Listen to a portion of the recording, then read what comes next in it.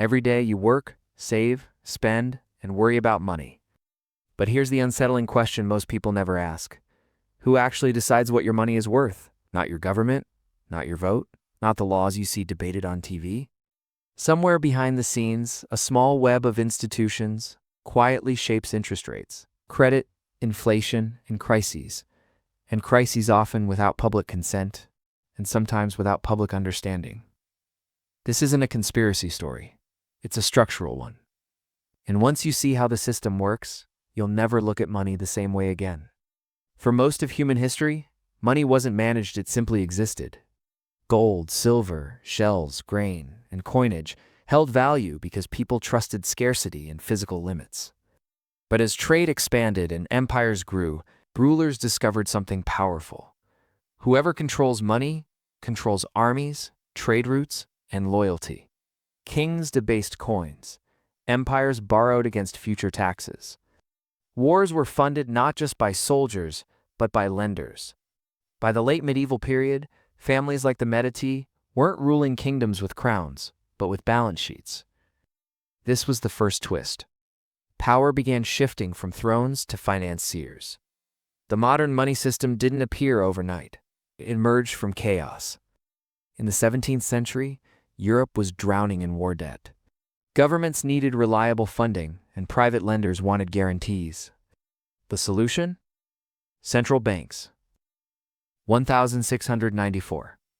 The Bank of England is created not to help citizens, but to fund war. Governments grant banks monopoly power over currency issuance. Debt becomes permanent, not temporary. It's created a feedback loop.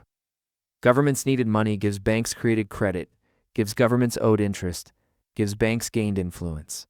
Money stopped being something backed by metal and became something backed by trust and debt. By the 20th century, control consolidated. After World War II, the global economy lay in ruins. Out of that destruction came a new architecture. The IMF, the World Bank, the US dollar as the global reserve currency. Under the Bretton Woods system, the dollar was tied to gold, and other currencies were tied to the dollar. On paper, it looked stable. In reality, it placed enormous power in the hands of a few institutions and one country, and then came the turning point. In 1971, the U.S. quietly broke the promise. President Nixon ended the gold standard. From that moment on, money was backed by nothing tangible only confidence and enforcement. This single decision reshaped the world. Money supply could now expand infinitely. Debt could grow faster than real economic output. Financial markets overtook production as the center of power banks. Central banks and financial institutions became the architects of economic reality. Most people never noticed, but everything changed.